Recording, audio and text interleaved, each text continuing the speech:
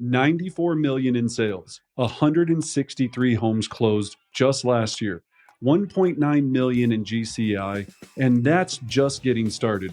Behind those stats, one name, Barry Paley. So Barry is a powerhouse listing agent who's cracked the code on predictable referrals and a scalable system. He's built a massive 28,000 person database, engineered sophisticated drip campaigns, and turned agent-to-agent referrals into an unstoppable listing pipeline. In today's episode, Barry reveals exactly how he leverages multilingual, white glove service, hyper-targeted database marketing, and neurolinguistic strategies, NLP, to become the obvious choice in his market. If you're ready to create consistent, predictable listing success powered by relationships and systems, this is for you. Let's dive in with Barry Paley. All right, so we are here with the man himself, Barry Paley. And Barry, I'm so excited to have you on the show. We already talked about how amazing you were on the intro and all the legendary accomplishments. So first of all, I just wanted to say I appreciate you making the time and thanks for sharing all of your wisdom with our great agent audience out there. So Barry, welcome. Thank you so much. It's great to be here, and thanks for the opportunity. Absolutely. So Barry, on our Listing Beast podcast, as our audience knows, is that we focus on three key things on every show. Number one, how do we provide the most exceptional seller experience so that we can get paid what we're worth as real estate agents and we can have a listing-focused business? Number two, we talk a lot about database conversion and the best way to take not only our sphere, but our lead funnel and really increase that conversion so we don't have to work so hard, so we don't have to make so many cold calls, so we don't have to go and door knock. And then the third is we talk a lot about listing leads and building listing lead funnels. And so I'm excited to have you with us today because I know that you care a lot about a listing-focused business and providing that exceptional seller experience. And so, Barry, if you would share with us, in your experience, which is vast, what is it that you've really found that separates your listing program or presentation or experience apart from others? What is it? What's the secret sauce? So I think it all starts with a mindset, like everything else. And the mindset that we approach this from is basically consulting and making people feel comfortable. We want to come off non-transactional. We want to come off as consultants. One of the things that we do is we have a pre-listing appointment that we can do both virtually as well as in person. So we can do an intake via Zoom. But the minute we have the opportunity, we do send out our pre-listing seller's guide. And it's pretty extensive information. Within that will be about the team, why a team, because we're team focused. So a lot of their questions that they may ask are all presented in that pre-listing guide, which is our first way to, make an appointment with them. We're very careful about, as you and I talked about before, neurolinguistics, where we have what we're saying is important to who we're saying it to. If we have pre-listing information about them, if we've been able to analyze them through a getting to know you jot form or something that we send out prior, we'll be able to know whether we're talking to a D, I, S, or C. So we'll have some intuitive, we'll pre-Google to make sure we know who we're talking to. Because we want to know, you and I again touched on neurolinguistics and artificial intelligence and how we can weave this into our business to make a better listing appointment. So we'll have done some research on it. The one thing that I know, I love, I don't know if you've read Terry Jardine. She has a book called Presenting the Presenter. Yes. Oh, yeah. Yeah. And, she says the number one mistake in any kind of presentation is winging it. Right. So we're going to do our homework beforehand, and our pre-listing seller's guide really is. My wife is our marketing director. She's a consummate pro, constantly updating that, and so within that listing presentation, they're kind of knowing what we're about. Okay. So it includes our five-star testimonials as well. Okay. Yeah, and there's a lot to unpack there, and I always try to slow this down because you dropped a couple of things: the DISC, neuro-linguistic programming, a couple of things in there. So let's slow this down for the people that are listening and going, okay, Barry or Barry's team is on the phone with a client that's possibly interested in selling. Are they filling out a form, trying to extract certain neurolinguistic questions to figure out if they are a high D, a high S? And for those that are listening, again, we have people that are brand new, never heard any of this.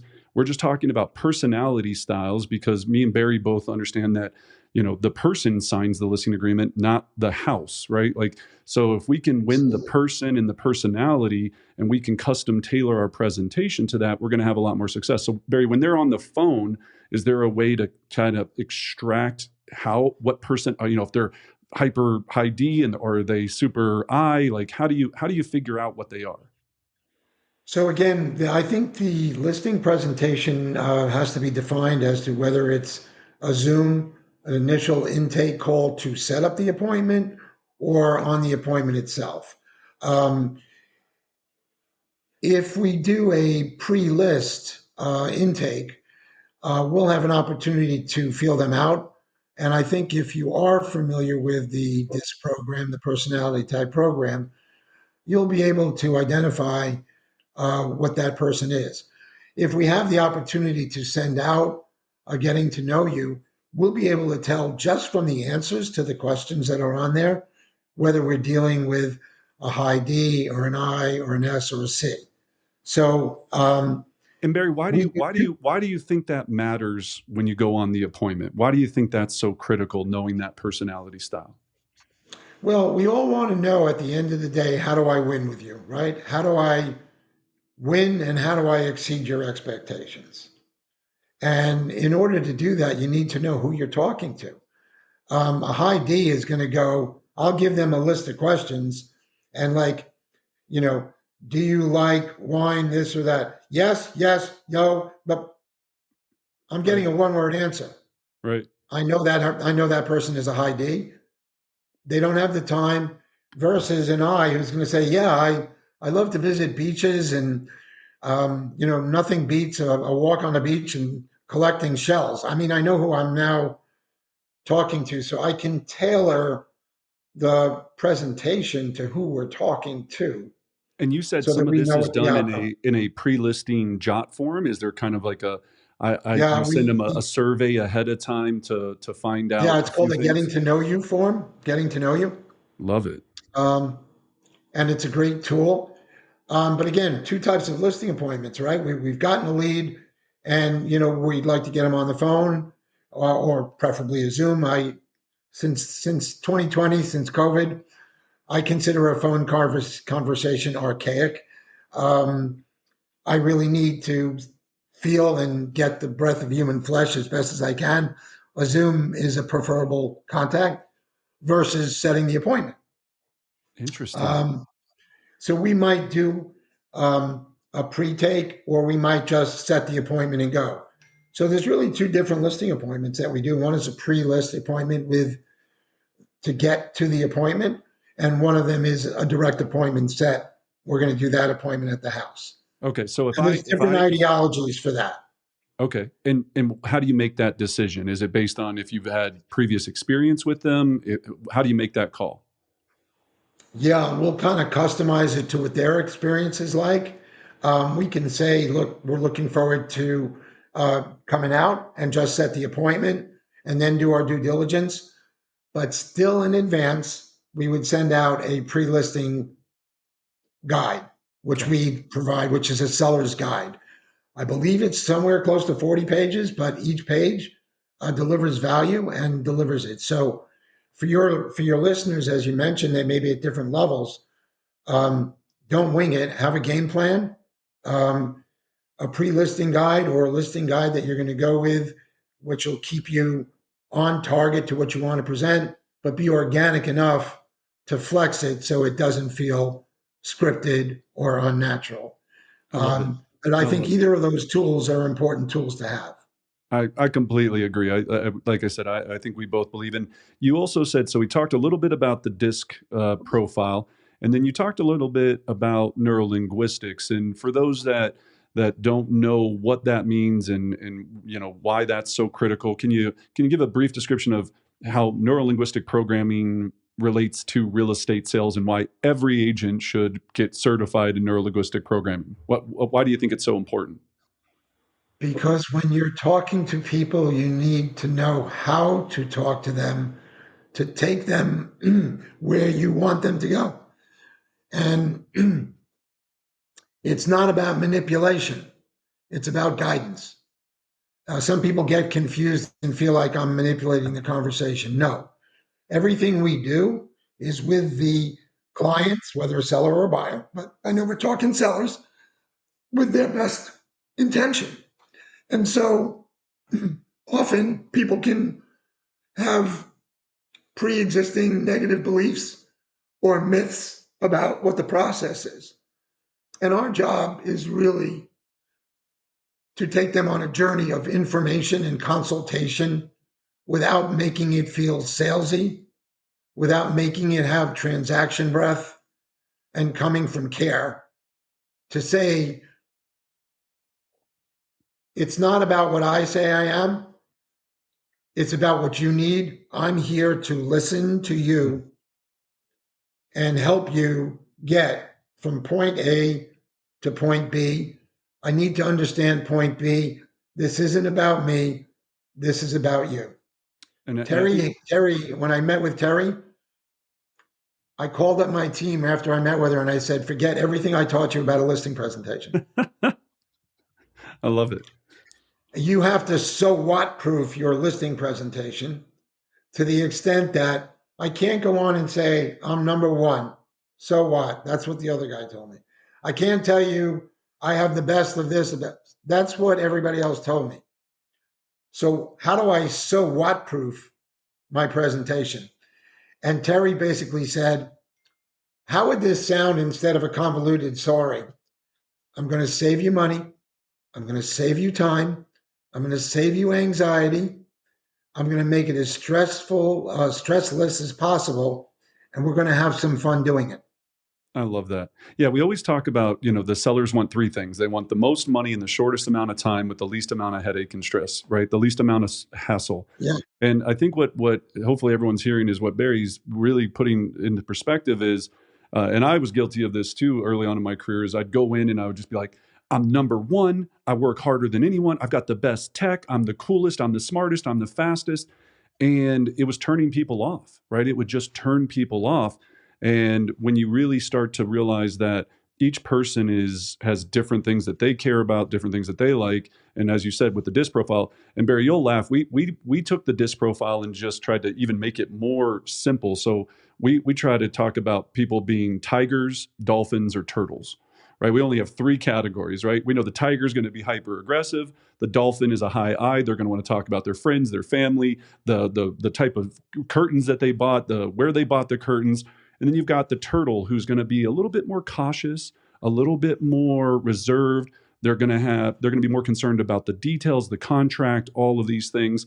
And if you try to go and do a tiger presentation to a turtle, you're going to lose, right? You're going to lose to someone else that fit that better personality style. And then we can get into all the fun things about matching and mimicking. And I like what you said in there about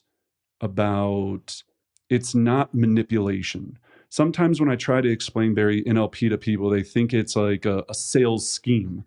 And I go, it's just the art of communication. It's the art of understanding that if I can connect with that person, right? Is that how you see it? It's the art of connecting with the human. Is that how you see it? Yeah. You have to be relationship driven. And it's not manipulation, it's permission. Ooh, Right? ooh, We're ooh. seeking permission Mm, um, to win, to help you win. And that's by taking you on a journey. So um, if you're coming from contribution, if you're coming from the point of, this is not about me, this is about you, I want to know about you. I want to know how I can win with you. I want to know, what does your ultimate decision look like for you to pick a realtor, and how do I win with you? So you'll get that even if you didn't do a getting to know you sheet, right? because ultimately they're going to tell you, just give me the highest price. Blah, blah, blah, blah. Sure. Okay, I Sure. got it. I knew I'm with it. I'm with a D. I'm Right. right. Right. I'm with the tiger. Um, so I think we have taglines that we use all day long that I think are relevant and they tell a story. Don't make sales calls, make care calls. Mm, I love that. I love that. So Barry, so it's your design and the way you built the team and built the organization is much more about doing 100 million, top three in the tri-state area, just an absolute legend. What everyone should be hearing is that I've had people come on the show and they have a 72 point what they do to get the home sold, right? They're like, we do twilight photos, we do this, and and they still take listings. I'm not saying it doesn't work. When you get to the appointment, do you walk in the door or your team walks in the door? Do you sit down and kind of regroup and do a consultation about what they care about most? Do you walk right in and look at the house? Like, now that we've got this kind of, what their Yeah. cards are, because you did a great getting to know you, which I love that concept, and sending that form out ahead of time and kind of knowing what you're walking into. Once you get to the house, do you reconfirm those? What happens when I'm at the house? So I think, cream floats to the top, right? My dad has an expression, I won't use it. Um, but your experience, we all know that what we do for a living is ask questions. And the answer to the next question is in the answer to the question prior. And that is, we call it the three amigos: tell me more, tell me more, tell me more. Our first thing would be to create this relationship connection, and warm up the beginning of a relationship. But I would tell you that although everybody's got a different style, we will ask to be shown the home because that'll be our first time physically seeing it. And during that walkthrough, the questions we ask will automatically indicate our level of professionalism. And so we're just asking them questions about the house. 80% or 90% of our listing presentation is done walking around the house organically, unscripted. So by the time we sit down at the kitchen table and bring out any kind of paperwork or examples, we will have created that relationship and we've had made a chance to impress them by our questions about our knowledge of the process. Gotcha. And that is the founding point of it. So that's generally what will happen. By the time we sit down at the table, we've already hopefully significantly made a positive impression that we're asking them about whether or not you have C of O's for everything and whether or not you have the 200 amp and how recently was the roof redone. Are there any outstanding features that if I were selling your home now or in the near future, what is it that you would want to know as the owner to deliver to the potential buyer? I love it. Um, so Gotcha. it's really about what we do, which is ask questions. And as we ask questions, people come up with and go, by the time we sit down, Brandon, somebody look at me and I go, by the way, are there any questions? First thing, is there any questions you have that we want to address? And I can tell you that almost 50 to 60% of the time somebody goes, no, you've actually covered everything that we had written down on the sheet. I We love it. happen to be Ramsey certified. Ramsey puts out a list to their buyers and sellers. These are the questions that you should ask when you're interviewing an agent. Right, and And if I've we been in the, haven't and covered I've been those, in, and for the people that follow Dave Ramsey, I mean, they are tribalism about it, right? They have it printed out, and yeah, it's kind of funny to think about that because you're right, Barry. It makes it you already know what to expect because they're going, hey, this person that Dave Ramsey, who I follow and respect, he's saying this is what I should ask the agents, and so you can take that same framework and frame your presentation around it. I think it's brilliant. Um, generally speaking, if we go on a Ramsey, we've already got those answers ready for them so that we don't want to disarm them. We want to alarm them with how professional we are so that they can put down their guard and create that relationship a little deeper. Well, and you just said it best. It's because people want to work with people like themselves. If they are a big Dave Ramsey fan and you know about that, even in your getting to know you, or if it's how you got the lead, and I know, their referral system Sure. with Dave Ramsey is fantastic and all of that, but you kind of know a lot more about who they are and what they've experienced and what they believe in. And then Barry, one of the questions that I wrote down, because I think it's a critical moment in every market's different. When you're now at the table and you've built this relationship with them, and we get into pricing. I mean, you've probably priced, gosh, I don't know, 2,000 homes, properties, high-rise condos, everything under that you can think of. How do you work this very sensitive conversation? Because we usually know that most sellers are here. We know the market is here. Is there any special things that you've learned along the way to have a powerful pricing conversation that you could share with us? Yeah, I think you think I have to adjust it to the market that you're in. I mean, Florida's market is very different than New York's market. Denver is very different as well. Um, but basically, there are a couple of key phraseologies that somebody would want to maybe make a note on, and that that we believe in negotiating up, not down. So Okay. Explain that. that's so part of our marketing concept is that the market will take the house where the price will go. And the idea is to get the most eyes on the property, to get the most offers on the property, to build leverage, because without leverage, I mean, if you take a mergers and acquisition course, they're going to tell you one offer is not an offer, right? Right. Right. So what we want is multiple offers. And the way that we do it, I mean, I just had a consult this morning at 6:30 with one of my team members, going on a listing appointment. Where are you going to price the house? She said, well, we could be 7.25, 750. I'm not sure. And I said, well, here's my thought. Price it at 700, because someone that's looking at a 725, if they have a budget for 700, their house is invisible. If they put in their drop down box, I'm searching for homes up to 700, your house at 725 is invisible. The market is going to be somewhere between 7 and 750. You've already determined it. Get the most eyes on the property, get the most offers, and explain to them that we would prefer to negotiate up than down. So you're not cutting your nose by digging in at 700 at market price.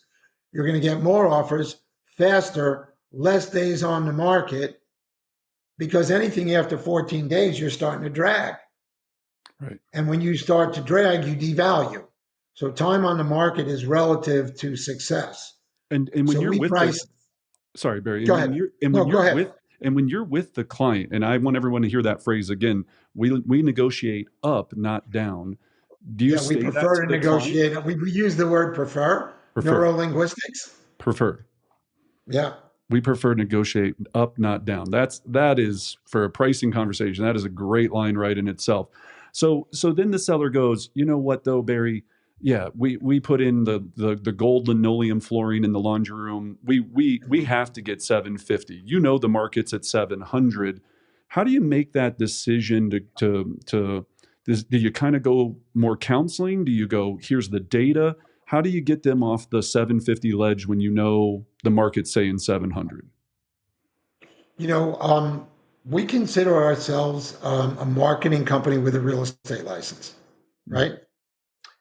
So our answer is we will get you the best marketing that you can get. Nobody can touch us. We have my wife is our marketing director. She's state of the art. So we're going to talk about what this experience is, because I only take three things to sell a house, and that is the right price, the right marketing, the right content, and then the right distribution. Now, we service basically five different MLSs. We have the finest marketing that's out there. So we qualify under all of those categories. So ultimately, if we're in a price resistance conversation and we've shared this concept of marketing at or below market to drive it up, and they're insistent on it, we can, if we need to, do further explanations. But the word you use, data, Data is what drives the next step of a marketing company. So we will be prepared with the data. And the data in the CMA that we do, Brandon, is very different. We do not just send out a CMA with the properties.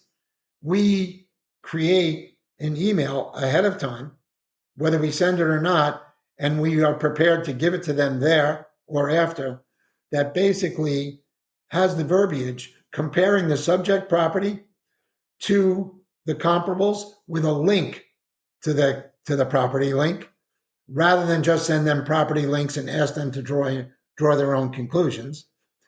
And we take them through a step-by-step, non-manipulation but informative consulting process to say, here's how we arrived at this number. And do you want to ride the market down, or do you want to ride the market up again? If we run into resistance and we think there's room, we won't take an overpriced listing. I'd rather be the second person in, because what's the point in putting a $20,000 car on the showroom floor for 40 grand other than a trophy? Here's a car that's worth 20 grand, but I'm asking 40.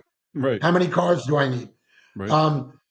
But ultimately, we will do, and it's in our pre-listing packet, a verbal, non-binding, written piece of paper that says, you're saying X, I'm saying Y, I'll give you your day in court. But in 14 days from now, if we don't have the 5 metrics we need, requests to show, reshows, offers, positive feedback, reverse offers, whatever the case may be that we feel gives you the right to say that you're right, then obviously we're wrong, because your pricing is wrong, our pricing was right, and the market is talking to you. So we need to readjust, and we pre-negotiate the price drop. Although not contractually, we're memorializing the conversation, because the seller will have a very short memory when you come back and say, I told you we should have listed it at 700. And I think that 5 categories, I mean, I wrote that down. That's brilliant. And hopefully, Barry, after this, we'll follow up with you to get those 5 key pieces, because you rattled them off, and you can see how many times you've done that and breathed it to the client. But now they have a scorecard, and if they don't check the boxes on the scorecard, they have to look at their scorecard, right, and go, we got to do something with the price, because Barry told us if this 5 things aren't being hit with the right amount, then it's not me telling you that you need to adjust the price. The scorecard didn't make it to where it needs. That's brilliant. I know what it feels like to want more listings, but it's really hard when you don't know where to find them, how to list them, and how to get them sold in the first weekend. That's why today's episode is powered by listingbeast.com, the proven certification program that's helping agents like you get more listings, make more per client, and receive endless referrals from raving fans. If you're serious about earning $100,000 a month every single month from listings, head straight to listingbeast.com and book a call with my team to apply. Now, back to the show. I mean, a lot of my team, banter about an expression called one and done, which is we list it correctly, we put it out at or below market value, we do one open house. We just listed a house in Cambria Heights.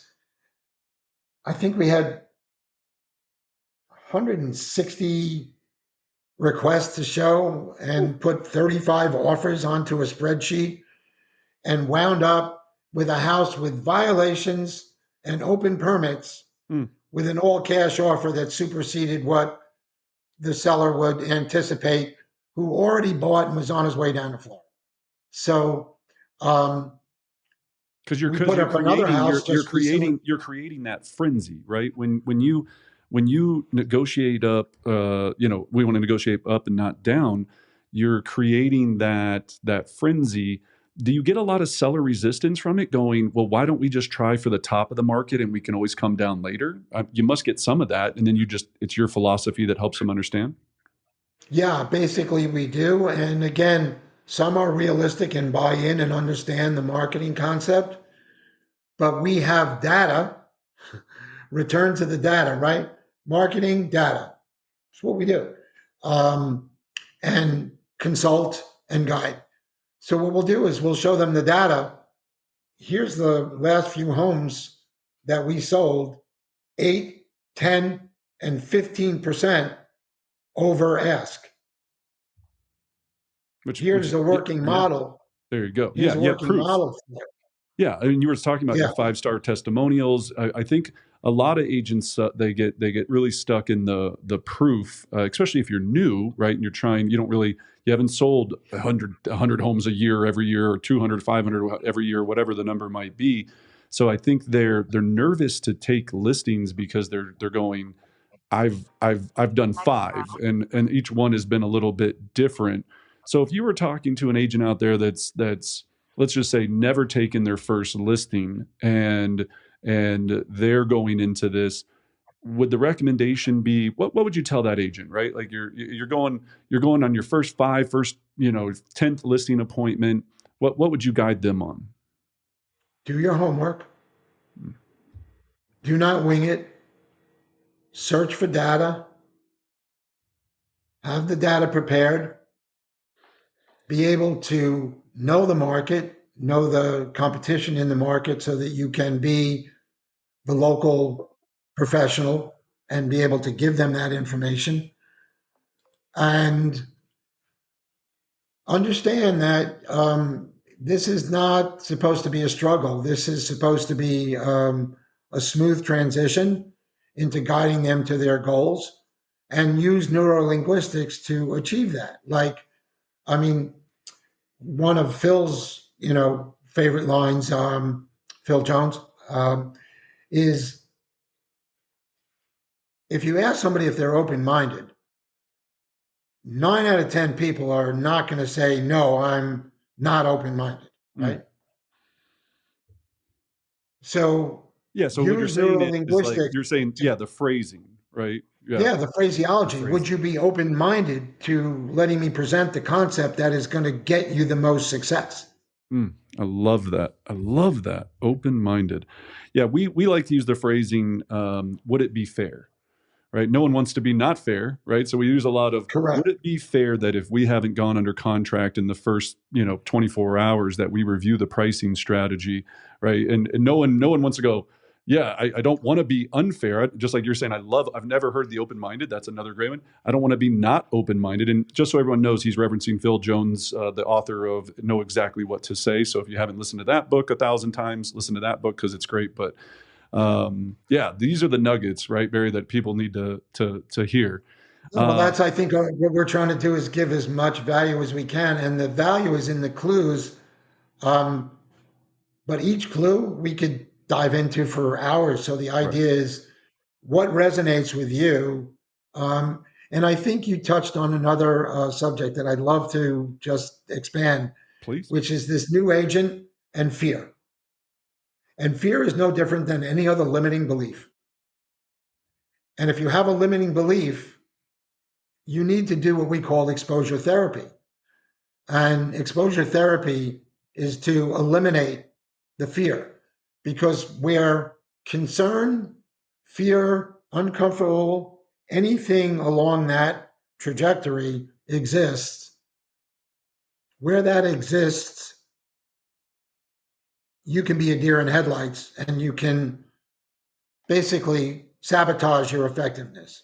So the best way to do is to fail forward. Just keep doing the experience, exposure therapy, and get that experience because once you do, once you do that, it's over. It's very, let's go back to neurolinguistics. I am concerned or afraid, or I'm concerned or I'm afraid. If you say I'm afraid, you've already given it up. You own it. How about the difference in saying, I have a fear of? That isn't acquiescing to the fear. That's stating the case, but you don't have ownership. You see, when you say, I am afraid, that's ownership. You're basically talking to your psyche and saying, it's okay. I have this. Right. Yeah. you Yeah, know, Barry. Yeah, and Simon Sinek says, like, when he goes out on stage, he goes, if I say I'm nervous to go out and present, then I'm already telling myself I'm nervous. If I tell myself I'm excited to get out in front of that audience and present, and I say I'm so excited, you know you're nervous, but it's just what you say to yourself and how you present. So talk me through this exposure therapy. Can you simulate getting past this in role play, or does this have to be, is it you just got to get out in front of clients and do it? Is there a I think either way, I was referring to that sole new agent that you were describing going on a listing appointment. Go on, you learn more from failure than you do from success. right? The rocks are in the failure. The rocks are in learning from experience, but definitely could role play with it 100%. Well, we Yeah, have I some think people, that's Barry, exciting concept. I yeah, like that one too. well, some agents, they go on that first listing appointment and they don't get it. And then they get this thought that they shouldn't be doing listings and they go back to doing buyers and they start doing this whole anxiety thing. And it's like you gotta expect that you've never done it. That would be like me getting up to hit a 90-mile-an-hour fastball. There's no way I'm going to hit that fastball if I've never swung a bat a couple of times, right? And they get so I watch agents just get destroyed and they go, listings aren't for me. It's too much pressure. It's too nerve wracking. It's too this. And I go, well, how many appointments you been on? They're like, 2. And I'm like, well, there you go. And now I have a term to call it. You need more exposure therapy, which I'm going to use quite a bit. I Yeah. love it. I mean, even if you look at immunology to allergies, you can you go in with an EpiPen so you don't die, and they'll load you up with what you're allergic to build up your immune system through exposure therapy. If you're a gym rat, how do you build muscle? You go Reps. in, you tear it down, you let it rest, and you build it back up. Um, I think any limiting belief needs to be exposed to exposure therapy because you're carrying a limiting belief that's a fear. And where there's fear, you're blocked. I So love if you it. want to eliminate the blocks, eliminate the fear, exposure therapy, own it, but don't take property of it. Right. Just, I have a fear of, I have a fear of public speaking. I mean, I was just on with Caroline, and if you know Caroline, she basically, as a child, had such a bad stutter that she couldn't communicate, and she's a public speaker. Right. Right. Do you think Um, some people think, Barry, that that's innate talent? And I try to tell people all the time, yeah, of course, talent helps, but anyone can do this, right? You came from a totally different background. I came from a totally different background. You know tons of agents that came from every walk of life.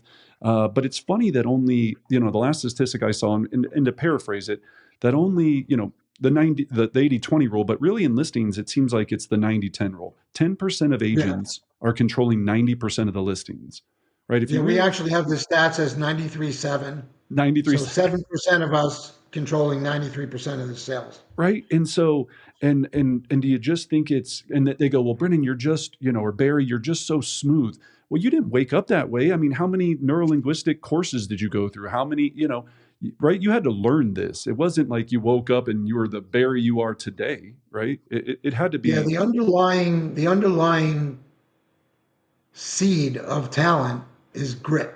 Mm, mm, mm. Love that.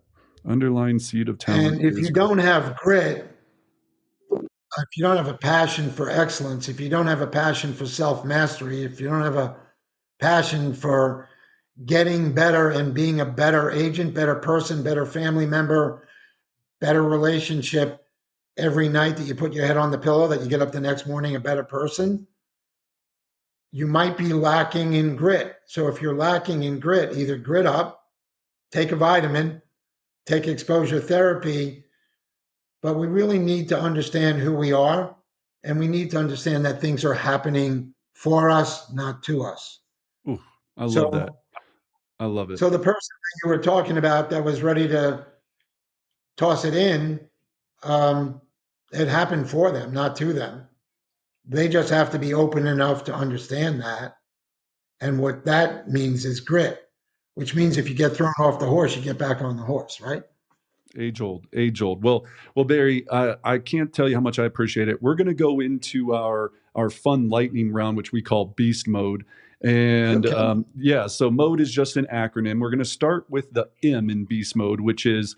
Can you tell me about your most memorable listing appointment, or maybe someone on your team? Because I love this. I've heard a lot of interesting appointments. Any one pop into your mind that you remember that was interesting? Yeah, my first was memorable. I was brand new, um, and there was an area called Center Island, which is on the Gold Coast of Long Island, and my sister had a home on Center Island, and she had I don't remember if it was legal or not in those days, an apartment over the garage, and she said, can you find me a tenant? And so I went out and found her a tenant. And then there was a call into the office that someone else was looking for to list a rental on Center Island. So they said, well, give it to Paley. He's brand new and he covered Center Island. So I went on that listing appointment, and the woman had two homes. One was waterfront, the other one was not. The voice will come back. So just give me a minute. So she wanted to rent the one house. And I said, if you rent this house and you just redid it, it might suffer at the hands of tenants. And the house that you have in front of it is, basically blocking the view of the water, which brings it down a little bit. Anyway, make a long story short, I walked out of there with 5 listings. The two Woo. homes, a rental on home A, a rental on home B, a sale on home A, a sale on home B, and to put together the two properties as a compound. Wow. And in those days, On it your was, first back appointment, on your first one. first, yeah, yeah. Phew. And so we listed 5 listings. I think we sold it within the month. Somebody did buy both homes for, to build out a family compound. And I think in those days it was a 60K commission. And I said, oh, this is cool. I just need to do this. Yeah, not a problem. I didn't know it was the only deal I was going to do my first year. We did a couple subsequent, but that was a pretty unusual listing presentation. And of course, it sticks in your mind because it is your first one. Right. It's the craziest part about our business, right? You never know. I tell people never underestimate any client. One client could be worth 20 deals over a lifetime, and you get this preconceived notion that, oh, this is so and so and they live in this neighborhood and it's not going to be, it is what it is. I'm like, you never know what that next door is going to open up. So I love that. And then Barry, the second one is the O, which is in your listing experiences, what's been the biggest obstacle you've had to overcome? Well, I happen to be Part 36 approved by New York State Court to handle divorce, and I do a lot of divorce deals. You are a saint. Um, and I spent a fair amount of time studying that field, and we do a lot in it. And depending upon how adversarial the deal is, um, getting everybody on the same page. And I want to shout out to the rest of the agents in the world because other agents are often an obstacle to getting a deal done. We've got to drag them through the experience. If 93% of the business is done by 7% of us, some of those 93 are obstacles and challenging. But I would say several of our divorce situations were definitely Difficult. obstacles. And I Difficult. would say that dealing with inexperienced agents is another major obstacle that all of us deal with. Yeah. Um, Especially and the best thing that they highly can do, emotional agents. The highly emotional agents are just it is hard. yeah, and getting them on board to either say, it's okay, I respect you, carry us through it, Right. versus fighting it tooth and nail across the way. Um, But those are the obstacles that I see that are out there. I love it. And then usually we go to D here, which is deliver one piece of advice. And because of time, I'm going to skip that one because you've already given us so many pieces of advice. I'm going to get right to Sure. the E, Barry, which is what are you excited about for the future? What's happening in your world, and what are you so passionate about? What are you excited about for the future?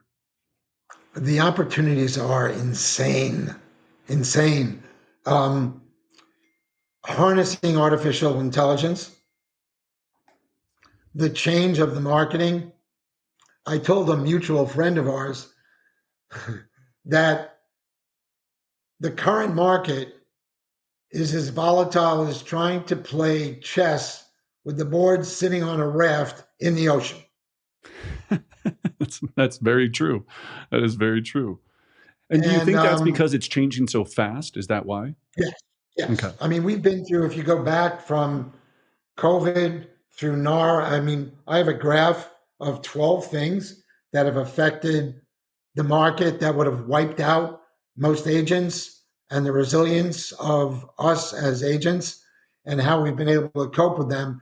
And we ain't seen nothing yet Mm. because AI will be completely a game changer.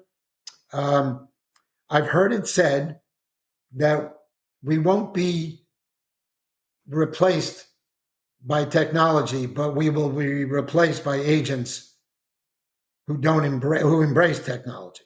Right. So if we don't embrace technology at its highest level, which today stands for artificial intelligence, someone else will, and our job will get harder. So we're excited about the change because we're built to fly at 36,000 square feet. We're built for pressure. We're built for change. We're built to pivot. Um, and so, for all intents and purposes, I'm like Rocky at the back end of the fight. Come on, bring Right. it. Right. We're Well, ready. We're ready to engage and excel. I love your optimism and not only the optimism, I think it's just the clarity of going adapt or die, right? It's kind of Yeah. you either adapt or you're going to be irrelevant. And I watch so many agents just go, well, I've been in this business this long and I'm not changing my presentation and I'm not changing my website and I'm not changing my funnel. And I go, if you're not constantly focused on evolving this, you're not going to be there. And then they go, well, but I built all these relationships. And I go, that's great. And we know agents, some people take this pride that they've been in the business for 50 years. And I go, that's totally understandable. But it sounds like you almost lost your passion, not you, them, right? You're going, why not keep figuring out how to get better every day? Why stay status quo? The tech's going to change, the world's going to change. And I think what you said there is very inspiring for so many people to hear. Well, Barry, then I'll end with, we know you are a motivational speaker. You have a coaching and mentoring company called the New Frontier of Real Estate. You have an amazing team in the tri-state area, and I don't want to just say just tri-state, but can you, how should people connect with you, and what can you help them with? So, if it's on a referral basis, we cover everything from Montauk, Long Island, which is the Hamptons, all the way through Long Island, Queens, Brooklyn, and New York City. We are in two luxury markets at the end of each spectrum. One is Manhattan, Gotham. That's the $100 blackjack table or baccarat, whatever your game is. Yeah, The excellent. Hamptons is also baccarat, Hmm. and everything in between, including the Gold Coast of Long Island. Our team is multilingual, multi-generational, multicultural. We speak 12 languages between us. So we just got a referral. Do you have anybody that speaks Arabic? Yeah, we do. Um, let us go to work with them. Russian, Polish, Mandarin, English, Hindi, Punjab. I mean, we're in a very diverse market, so Right. Yeah. that's Very. part of our skill set. We have a phenomenal, as I said, marketing department headed by my wife and her team. So Well, we that's operate amazing. out of 5 MLSs that cover all those different areas. So whatever we're listing on Long Island, we can list to the city. And in COVID, the height of COVID, we built a website called Escape to Long Island, not a website, a Facebook page, Escape to Long Island. And people were moving away from diversity. And so we have the ability to say, okay, somebody's going to move to Manhattan. I can send my listings to 28,000 Manhattan agents. I can tell a seller, I can get more eyes on your property, better content than anybody on the planet, and deliver them a highly VIP, care driven, white glove, sophisticated service by our agents who are top negotiators in their field and get their clients to the closing table. I love And it. that's our value prop to our agent to agent. And I tell every agent that I have and every agent out there, we have three types of clients: buyers, sellers, and agents. When you're done with the buyer and seller, obviously you want to stay raving fans and make sure that you're in their database, not that they're just in your database, that you are in their database. Create raving fans, but ultimately, the agents I'm going to see the next day on campus. Right. And so those people have to be treated, respected, and considered significant clients. And I would say to you, of the 100 and change million that we do, 45-50% is from agent to agent referral, asking us to basically say, I know who you are, see what you did. Can you do it for so and so? That is huge. Well, Barry, we're going to give everyone on both our podcast and our video podcast on our YouTube channel all of your contact information. I'm going to get those 5 categories of what you do to make sure if they're scoring them correct on the showings. Ladies and gentlemen, the one, the only Barry Paley. And Barry, thank you for being a listing beast and inspiring so many of our audience out there to become the listing beast that they're meant to be. So thank you for your time. We greatly appreciate it. Thanks for tuning in to this week's episode of the Listing Beast podcast. If today's episode helped you level up your listing game, take 30 seconds to share this episode with another agent who wants to get more listings, make more per client, and receive endless referrals from raving fans. And if you're dead serious about earning $100K a month every month from listings, head straight to listingbeast.com and book your call with my team. Our proven Listings Beast certification program can take your business from good to unstoppable. I'm Brendan Bardick, and I'll see you right back here on the Listing Beast podcast.